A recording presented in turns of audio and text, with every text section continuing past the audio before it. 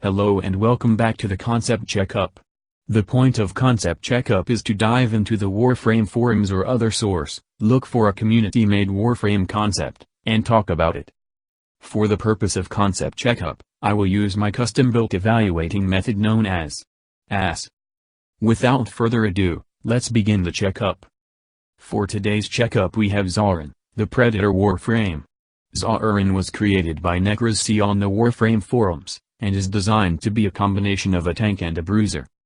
Just like Equinox, Zauron has two forms, Raptor and Tyrant. Raptor is Zauron's default form, and Tyrant is Zauron's empowered form. For the sake of simplicity, we'll start by going over Raptor form. Raptor form possesses above average health, slightly above average shields, average armor, above average energy capacity, and above average sprint speed. Although Zauron's abilities drain a considerable amount of energy, the insanely high energy capacity is rather questionable. Furthermore, Raptor form's sprint speed is higher than Gauss's, whose entire theme is being fast. Lowering the sprint speed to 1.25 would be reasonable considering the rest of Raptor form's stats are abnormally high. Raptor form possesses a four-part passive. First, while in Raptor form, Zauron has a doubled jump height and distance, while also being able to adjust his trajectory while in the air. Secondly, Zauron is harder to spot by enemies. Third, Zauron cannot use energy orbs, but he can eat enemy corpses by interacting with them for 25 energy. Lastly, Zauron's abilities cannot be cancelled by nullifiers. Although having a four-part passive is a bit too much, I don't really see anything wrong with the first three parts of Zauron's passive. If anything, I personally think the energy passive is interesting. However, a Warframe that can ignore nullifiers completely is out of the question. As much as people hate nullifiers, the point of them is for enemies to have a counter against the overpowered weapon that is a Warframe, otherwise players would just be melting everything that moves. Having a Warframe that can outright negate this means that players would suddenly no longer have to care about nullifiers, taking away the biggest counter that enemies have. It doesn't exactly help that Zauron is a tank to begin with, meaning that not only can he survive against high-level enemies, but he can also survive against high-level enemies with nullifiers backing them up. Raptor form's first ability is Skulk Channeling. For 2 seconds, Zauron highlights all enemies and loot objects through all walls and obstacles within range for a limited time. Zauron also cloaks himself, becoming invisible until the ability ends or he uses another ability, deals, or takes damage. Skulk is decent, other than the invisibility duration being incredibly long. Loki's invisibility doesn't even last this long, and he's the Trickster Warframe. I would suggest cutting down the invisibility period to 10 seconds maximum or making it an energy drain over time, because there's no reason for a tanky Warframe to have such a long invisibility duration. Raptor form's second ability is Pounce. Zauron dashes forward at increased speed, grappling an enemy and taking them with him for a fixed distance or until he collides with something else, causing all enemies at his landing zone to become temporarily stunned. Enemies who are nearby the grappled target become temporarily confused.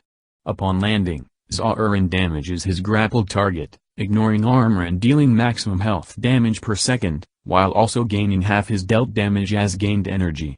Pounce also comes with the Metabolic Regeneration augment, which heals Zauron for 50% of all energy he gains from Pounce, while also passively restoring missing health at the cost of energy.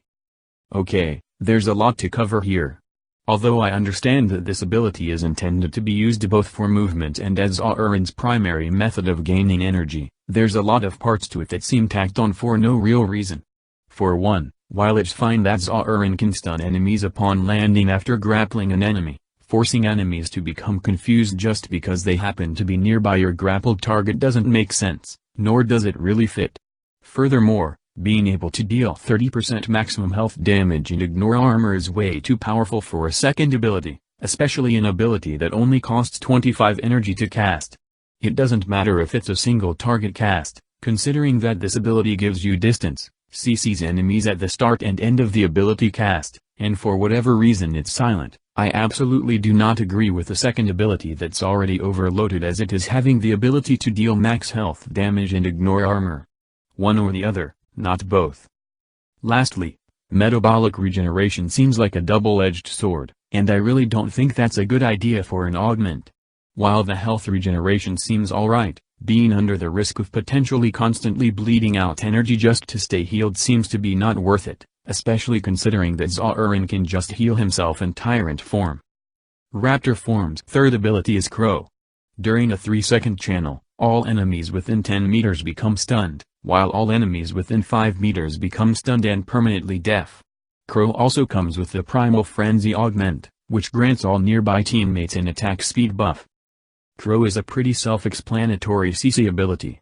The permanent deafen is rather interesting, because I think this is the first time I've seen a concept ability that can permanently debuff an enemy.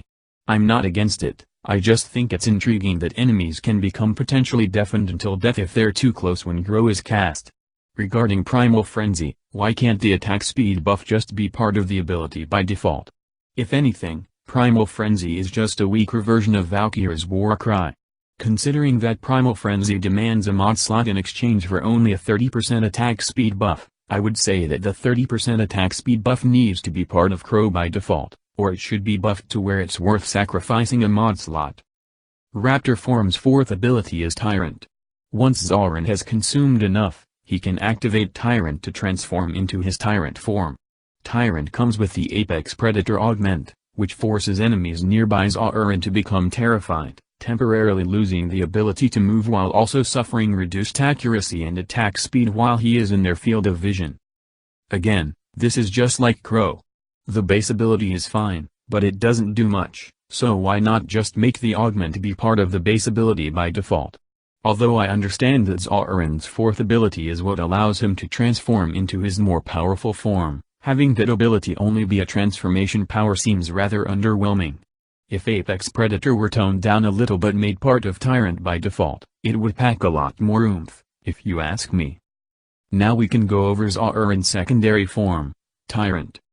While in Tyrant form, Zauron gains a massive bonus to health and becomes immune to stuns and knockdowns, at the cost of losing his ability to jump, the ability to use his weapons and gear, and some of his sprint speed. Zauron can still consume enemies for energy while in Tyrant form, but Zauron passively loses 4 energy per second while in Tyrant form. Tyrant form also comes with its own melee, which allows him to restore energy by consuming enemies.